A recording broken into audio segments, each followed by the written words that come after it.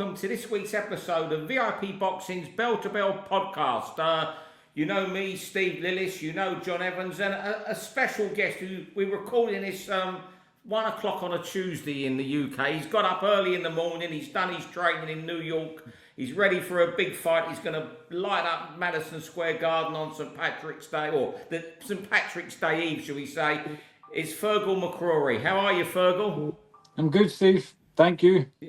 Thanks for having me here. Thanks for getting up early. Are you always up early? Oh, I'm an early riser. I'm always up early. I have my road work done already today, so I'm feeling good. I'm feeling fresh. And a great fight to come back to against Keenan Carbajal, 16th of March in the theatre at Madison Square Garden. Like yourself, Keenan's bouncing back from a world title setback, and you from Lamont Roach. That result don't look too bad after the weekend, does it? No, it doesn't. It doesn't. I obviously know firsthand how good he is. He showed up on Saturday night, and I personally believe, maybe I'm looking at it through tinted glasses, but I believe he won the fight and it was taken from him. Fair play to him. Congratulations to him. I hope he stays at that level of performance now in whatever is next for him, because whatever is next, there's a lot of expectation on his shoulders. I know we're going to talk about that fight a little bit in a minute, Feargal, but what is it about him that makes him look good? Because most people who've probably not paid too much attention underrated him, didn't they? They thought it was just going to be another tank, like an exhibition. But what is it that he does well that took you by surprise? His defense is incredible. He's got a really good defense. But I expected him to do very well against Tank. I expected him to get taken out late. But the reason that Tank got slated so much for fighting Lamont was simply because Lamont isn't as famous as Gervonta, as Shakur Stevenson or Teofimo Lopez or Ryan Garcia and the likes. But in terms of amateur career and pedigree, he's very, very good, as everyone else saw on Saturday night. So he does a lot of things good, and everyone knows now. Everyone knows, and I was talking to his father on Saturday afternoon. I coincidentally bumped into him, and they were very confident. They were confident, and it showed. Yeah, well, we'll crack on now. We're going to talk about Roach versus Tank on this first subject. John, are you ready with your clock and everything for the first 3 minutes? Everything's ready to go. If the bell sounds, Feargal, we cut off. We're on to the next topic. Good. He gets very angry. He's an angry man, John. He looks I'll all book a nice. flight over to New York and come and get you. Right, round one, I'll start us off. Ref in hell. We saw a weekend of it. Steve Willis in Roach versus Tank, when he missed a knockdown and Tank's blaming the grease in his hair, and what a touchdown. And but obviously we'll get your opinion. I didn't see that live. I just saw it the next day. I just thought Donovan v. Crocker was the one that also struck a chord of a lot of people.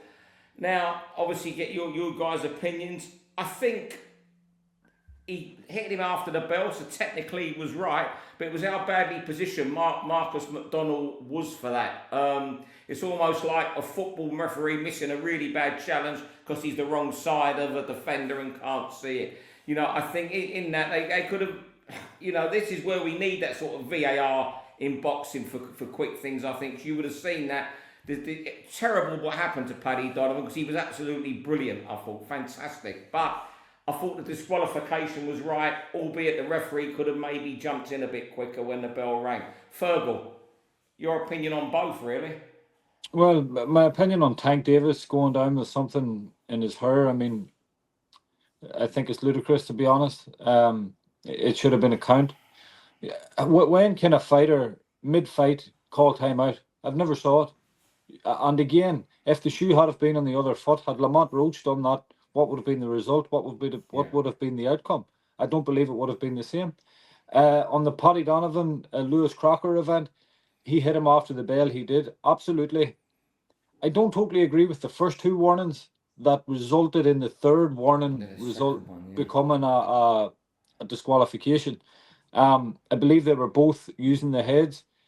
And not even deliberately, it was just how the fight was panning out. They were both fighting in really, really close.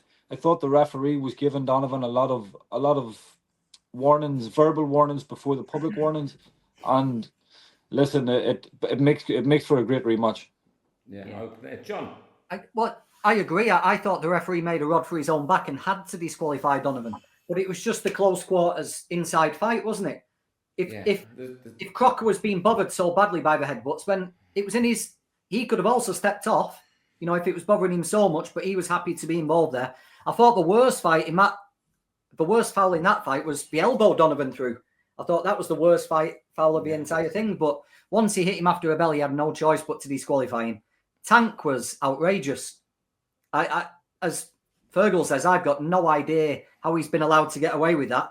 And that one point, if it actually followed the rules, called it a knockdown, it would have won them the fight.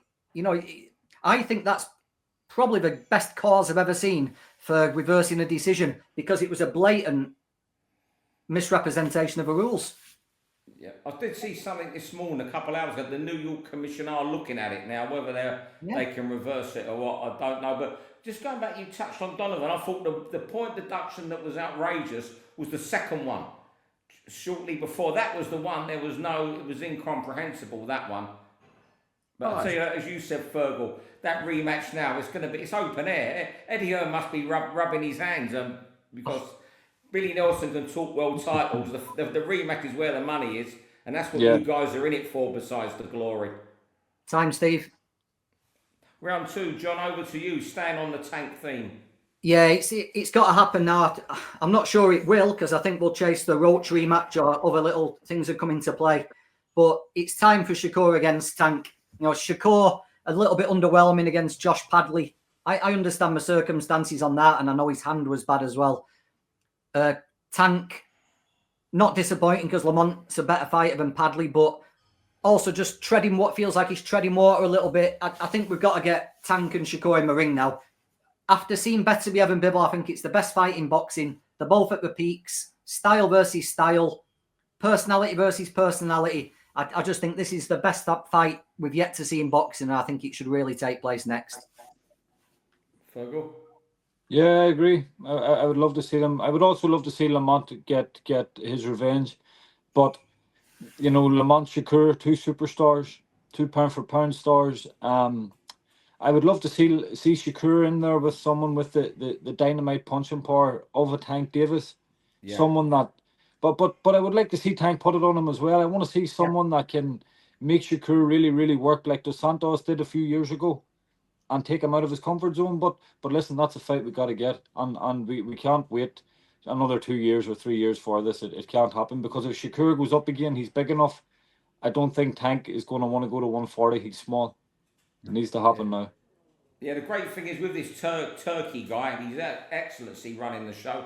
The money's there to make these fights happen. Money's no object for these people. And when I saw that was one of the topics this morning, I was walking down, I was thinking, that could be another fight that could end in controversy, chaos. There'll be people thinking Shakur's landing enough just to win the round, or others that think Tank's aggression. That's another one that could end in mad controversy. That was my thought this morning when it was mentioned as a topic. You just see whoever loses that fight screaming blue murder. Yeah, I agree. I think even if it's not Shakur, that'd be an ideal world. It's time for Tank to start mixing with those guys now. He's ploughed his own little furrow on PBC, hasn't he? He's always been a step away from it. But I think Roach rematch, yeah, great fight. But he's got to start mixing with these guys like the Haney's, and I know he's beat Garcia, but Teofimo, we've got to see Tank now. He's so phenomenally talented, and I think it'd be a crying shame if we didn't get to see what he can do. Yeah, and even with Keyshawn Davis, Andy Cruz at lightweight also. Yeah. You know, these are great names, great fighters. Yeah. You know, you're talking that we got to see Tank now. I mean, how long ago was it we saw him fight Liam Davis in London in that final elimination? Yeah, I was there, yeah. You know that, ages ago. Round 3, Feargal, and you want to talk about the possibility of 5 judges scoring fights? Yeah. So what I mean by that is you get 5 judges, and they take the middle 3 scorecards, the 3 closest scorecards together. So the top end judge, let's for talk's sake say he's 111, 118. The other guy is one is similar, 117, 118, and then you get three. Sorry, 117, 112, and then you got three really close together. So I know that's not the three middle, but the three closest together you take. So the guy that's away off and the two people that's furthest out, they can be disregarded. I think that it could improve something, and you don't know whether your scorecard is going to be used in the decision of the fight. A lot of judges we see are influenced by so many different things, and I'm not every judge, but a lot of judges are influenced by name, promoters, fighters, whose show it is, etc., etc., etc. If we done this, could it help? So I've never thought of it in that light before then, 'cause you've seen the WBC with 5 judges and there might be one out of sync or something. I think that's the worst idea. I haven't thought of it like that before. I don't think it's the first idea. It certainly would get, we're seeing so many fights now where 2 are out of sync. What was the one in Buatsi and Callum Smith the other week that was a bit crazy? That they were pretty wild. So I don't think that's the word. I mean, I'm not in favour of 5 judges scoring. I was going to say No. I'd rather have the 3, but as you put it so well like that, I don't think that's the worst idea in the world at all. That's something you could certainly experiment with in some sort of fights. What do you think, John? Yeah, do you know what? I was just, as he said it, then it's almost like the Olympic gymnastics or the Olympic diving method, isn't it? Where is that what they disregard the wide scores. But Feargal, that's like the most sensible scoring suggestion I've heard for a long time. And something you said there stuck out like a sore thumb to me was they don't know that their card's going to be included in the scoring. So that is a major factor, isn't it? If you're not sure that your card is going to count towards the final outcome, it makes it much, much, much more difficult for foul play. Yeah, it does, and you could also run something like where if you have so many fights where your scorecard has been disregarded, that you have to be taken back in and trained again or something, or explain as to why you're getting these results you're getting whenever your colleagues or their scorecards are being used and yours isn't. Why is this happening? I think that's brilliant. The more it's dawning on me now, taking in, absorbing in my sort of slow mind what you're saying. I think that's fantastic. Really, really good. But it's sensible, so people won't listen to you, even though it's brilliant. It's logic. Don't happen. Round 4. Look, it's not a funny sport, boxing. A lot of sad, bad things happen. But you know what? I've got to give props to Clapback Thursday with Oscar De La Hoya. It's the best thing anyway. With all these guys flying all over the world at great expense with a camera, no one's listening to them. Then I know Oscar's a name, but his Clapback Thursday is the greatest thing in boxing broadcasting right now. The one where he tore Joe Rogan he delayed it a day because he was so incensed at the weekend. Was brilliant, and I just think if Oscar created that or one of his content team, it's absolutely fantastic. I love it.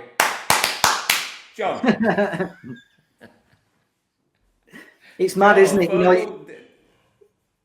It's absolutely, there's no filter either, is there? Whatever says goes. I think he's got a little bit of a thin skin though, Oscar. He doesn't like it being put back on him quite as much, does he?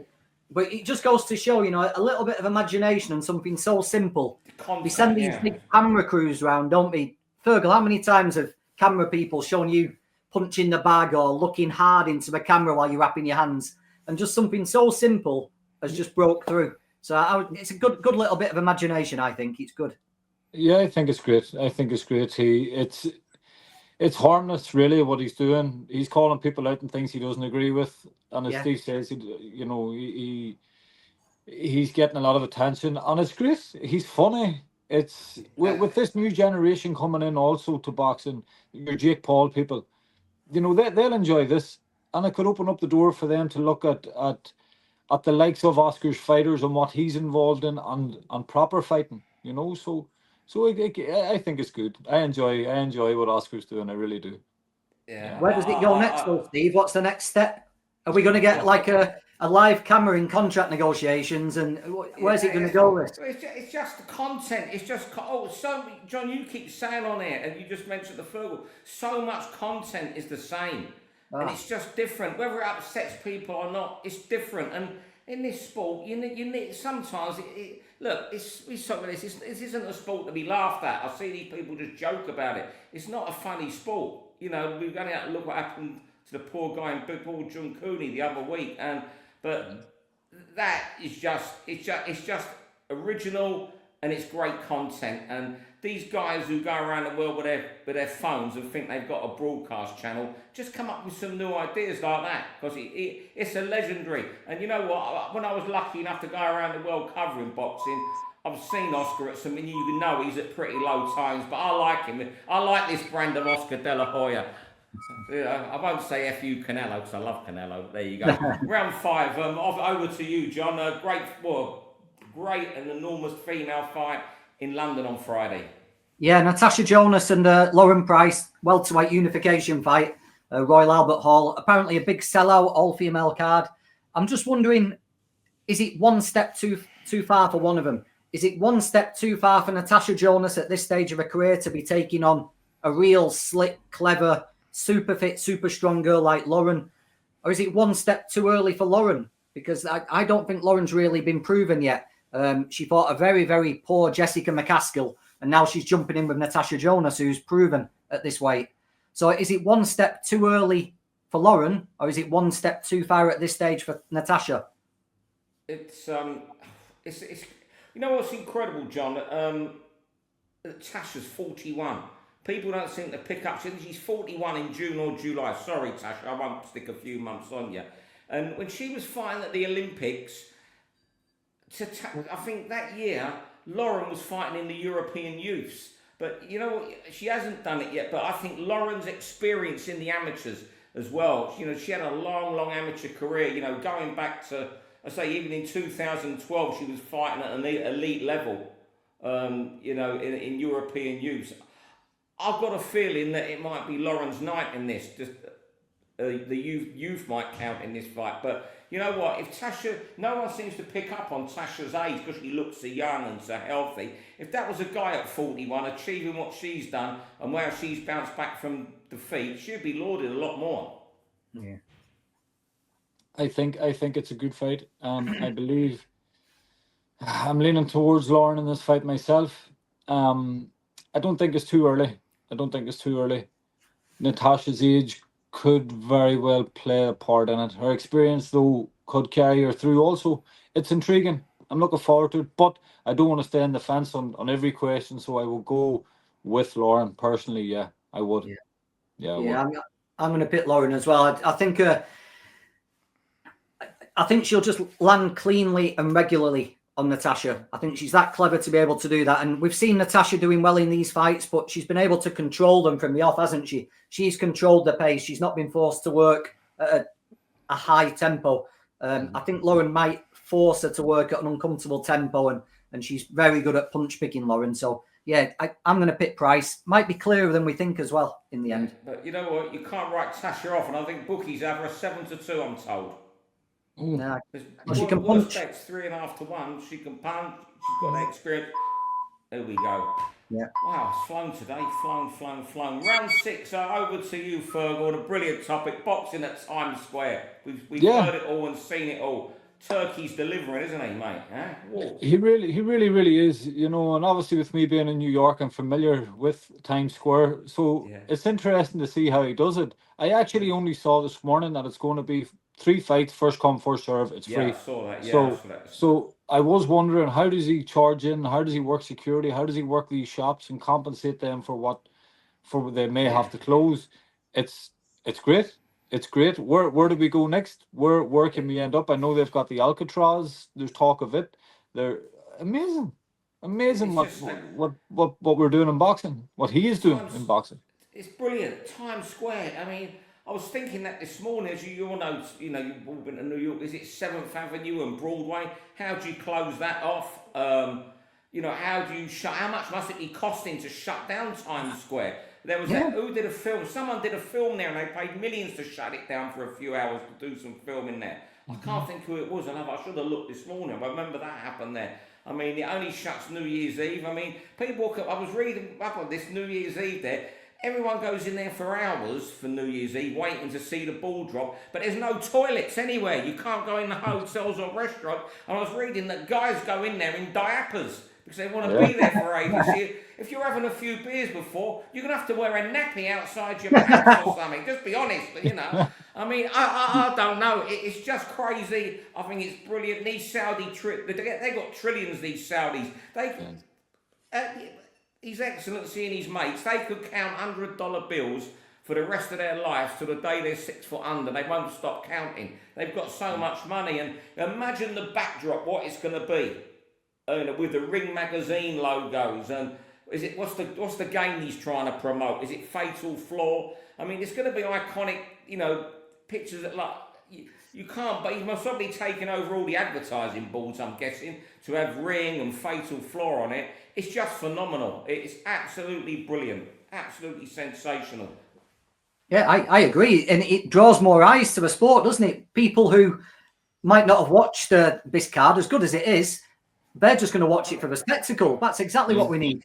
Can you remember when we were going to put heavyweight titles on aircraft carriers and things like that? We might be getting back to the days of that.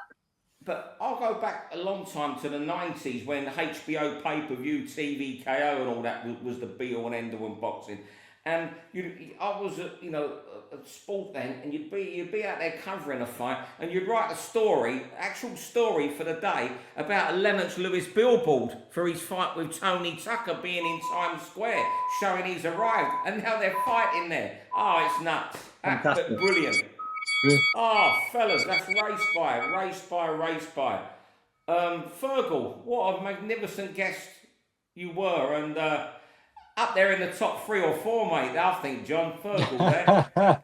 Yeah, great stuff. Thanks for doing that, Fergal. And the idea about the judges is fantastic. And thanks very much for joining us after your road work in New York City. You've been, a brilliant guest. And hopefully our producer, Darren, can contact you in a few months and get you back on.